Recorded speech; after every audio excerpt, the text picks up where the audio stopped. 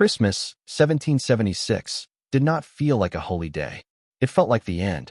Snow crusted the banks of the Delaware River, hard as iron, its black water choked with floating ice. The wind cut through wool and bone alike, carrying with it the sound of a dying cause. Men stood on the Pennsylvania shore wrapped in threadbare coats, boots split at the seams, hands shaking not from fear alone, but hunger, sickness, and doubt. Many had already gone home. The rebellion had begun with speeches and songs. It had promised liberty and destiny. But by Christmas night, the promise lay half-buried beneath frozen ground and broken enlistments. One more defeat, and the dream of independence would slip quietly back into the hands of the British crown. At the river's edge stood George Washington, his tall frame silhouetted against the snow-lit dark. He said little. His face bore the weight of every man shivering behind him. He knew what they whispered in tents and taverns, that the cause was lost, that rebellion had outrun reality. But Christmas night was not a night for retreat. It was a night for crossing. Orders were given in low voices. Oars dipped into freezing water. Men stumbled onto Durham boats, muskets wrapped in rags, powder kept dry with prayers more than confidence. Ice slammed against hulls. Horses screamed as they were forced aboard. The river fought them every inch. Some men wept, not from fear of battle, but from the simple misery of being alive in that moment. And yet, no one turned back. They crossed not for glory, not for celebration, but because hope, like faith, often survives only by moving forward in the dark.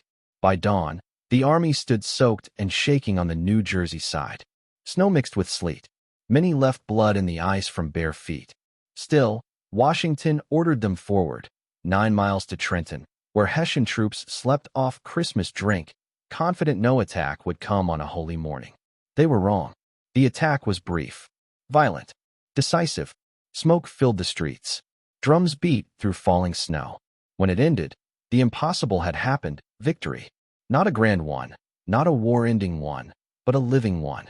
For the first time in months, the Continental Army had not run. As prisoners were gathered and the sun climbed weakly into the winter sky, words spread among the men, not shouted, but breathed. We're still alive. The cause still breathes. That Christmas did not bring peace to the colonies. It did not end the war. It did not erase suffering. But it did something just as powerful. It reminded broken men that freedom is rarely born in comfort, and that hope, like a child in a manger, often arrives when the world believes there is no room left for it. That night, fires burned a little warmer. Voices grew steadier. Men re-enlisted who had planned to leave. Christmas had passed not with hymns, but with resolve, and the Revolution lived to see another dawn. Historical note. This story is grounded in the real events of December 25 to 26, 1776, when George Washington led the Continental Army across the Delaware River and won a surprise victory at Trenton, New Jersey, a pivotal moment in the American Revolution.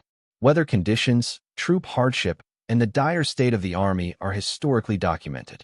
Dialogue, emotional perspectives, and individual moments are dramatized for narrative effect, but remain faithful to the historical record.